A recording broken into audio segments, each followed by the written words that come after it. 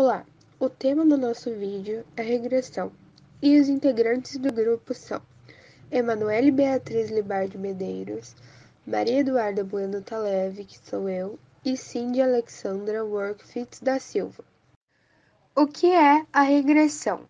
A regressão é basicamente um modelo estatístico, uma técnica que permite explorar e inferir a relação de uma variável dependente com variáveis independentes específicas. E, além disso, existem diversos tipos de regressão.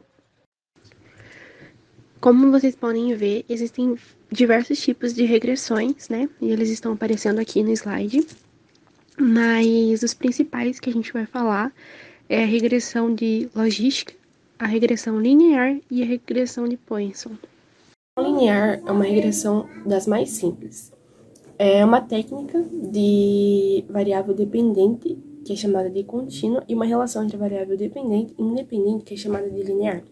A gente pode observar aqui no slide uma relação linear. Os pontos verdes são os pontos de observações reais, e a linha preta ajustada é chamada de regressão. Tem apenas uma variável independente e uma variável dependente, ela é chamada de regressão linear simples. Quando você tem mais de uma variável independente e uma dependente, ela é chamada de regressão linear múltipla.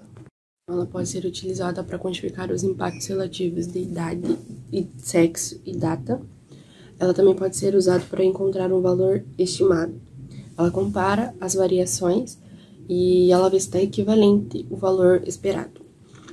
A equação está no slide, só que ultimamente eles não usam mais o cálculo à mão. Eles usam tudo com programas específicos do computador, que você joga os dados e eles formam os gráficos e eles te dão a comparação das variáveis e o valor esperado. A regressão de Poisson é uma forma de análise de regressão usada para modelar contagem de dados e tabelas de contingência. Essa regressão assume a variável resposta y como uma distribuição de Poisson e assume que o logaritmo do seu valor esperado pode ser modelado por uma combinação linear de parâmetros desconhecidos. Esse modelo de regressão de Poisson é algumas vezes conhecido como um modelo log-linear, especialmente quando usado a modelos de tabelas de contingência. A distribuição de Poisson é usada quando uma variável dependente possui dados de contagem. Algumas aplicações dessa distribuição são prever um número de chamadas no atendimento ao cliente relacionado a um produto específico, ou também o atendimento de chamadas de emergência, quando, por exemplo, está ocorrendo algum evento no dia. A variável dependente tem que atender algumas condições, sendo ela tem que ter uma distribuição de Poisson, as variáveis, as contagens não podem ser negativas, e esse método não é adequado para números não inteiros. A regressão logística é uma técnica recomendada para situações em que a variável dependente é de natureza dicotômica ou binária, quanto as independentes tanto podem ser categóricas ou não. Essa regressão é um recurso que permite estimar a probabilidade associada à ocorrência de determinado evento em face de um conjunto de variáveis explanatórias. Por exemplo, a análise do RH.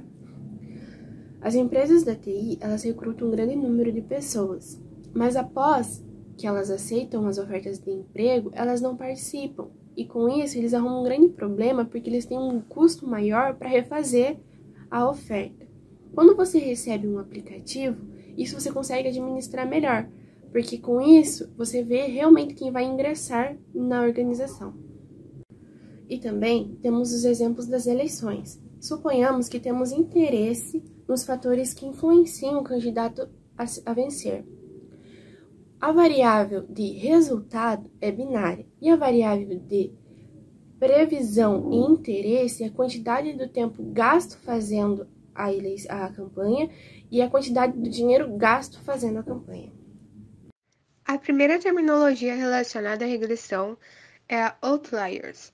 Bom, suponha que haja uma observação no conjunto de dados que está tendo um valor muito alto ou muito baixo em comparação com as outras observações nos dados.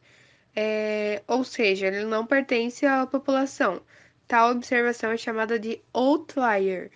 Em palavras simples, é um valor extremo. Um outlier é um problema que, por muitas vezes, dificulta os resultados que obtemos.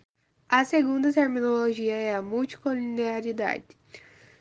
Quando as variáveis independentes são altamente correlacionadas entre si, as variáveis são consideradas multicolineares.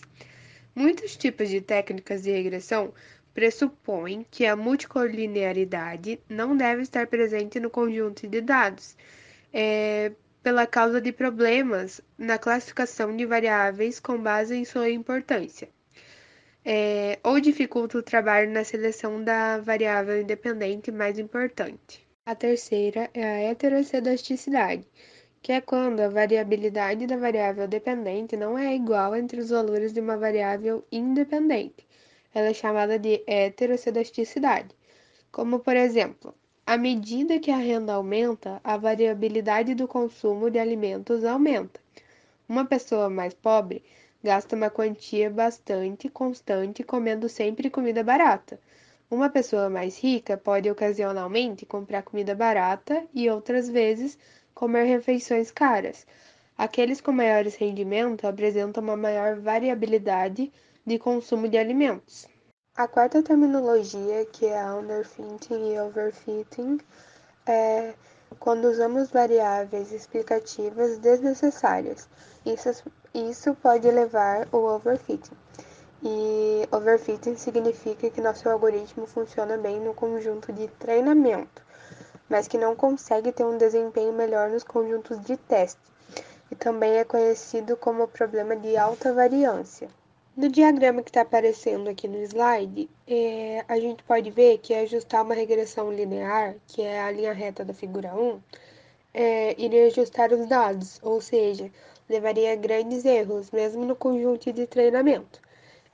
E usar um ajuste polinomial na figura 2 é balanceado, isto é, um ajuste como esse pode funcionar bem nos conjuntos de treinamento e teste, enquanto na figura 3, o ajuste leva a erros baixos no conjunto de treinamento, mas não funciona bem no conjunto de testes. Concluímos que a regressão é de grande importância em análises para predizer vendas futuras de um produto em função do seu preço, ou até mesmo a perda do peso de uma pessoa em relação à sua dieta.